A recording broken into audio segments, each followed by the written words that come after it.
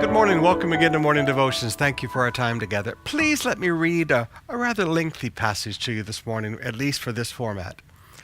Exodus chapter 9, beginning with verse 13. Then the Lord said to Moses, "Get up early in the morning, go to Pharaoh and tell him, 'The Lord, the God of the Hebrews, says, let my people go so they can worship me.'" There's that God never moves the goalpost. "If you don't, I'll send a plague that will really speak to you and your officials and all the Egyptian people, and I will prove to you that there is no other God like me in all the earth. I could have killed you by now. I could have attacked you with a plague that would have wiped you from the face of the earth, but I let you live for this reason, that you might see my power and that my fame might spread throughout the earth.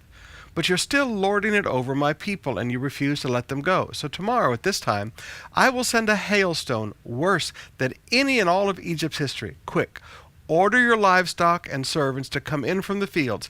Every person or animal left outside will die beneath the hail." Some, listen now, some of Pharaoh's officials believed what the Lord said, and they immediately brought their livestock and servants in from the fields. But those who had no respect for the word of the Lord left them out in the open. Now I want you to notice a few things about this passage. First of all, I want you to notice the mercy of God. God said, "This is what I'm going to do. Let me give you an opportunity to not suffer loss." So he shows mercy. He shows his grace. But there's something even deeper here. I call it letting people take baby steps of obedience. This is the first time he's told them you can do something to escape the plague.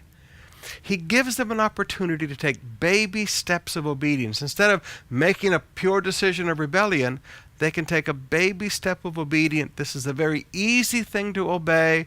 If you believe what I said, just bring your flocks and herds in. No harm, no foul. It's going to be an easy thing to do. It's good for self-preservation. Very easy to obey. He let them take baby steps of obedience. But notice in this whole passage, God is trying to not just speak to Pharaoh. He's speaking to Pharaoh, the officials, and the people. And now we're beginning to see God work on the hearts of the entire nation of Egypt and prepare them for what we call today the plundering of Egypt by the Israelite people.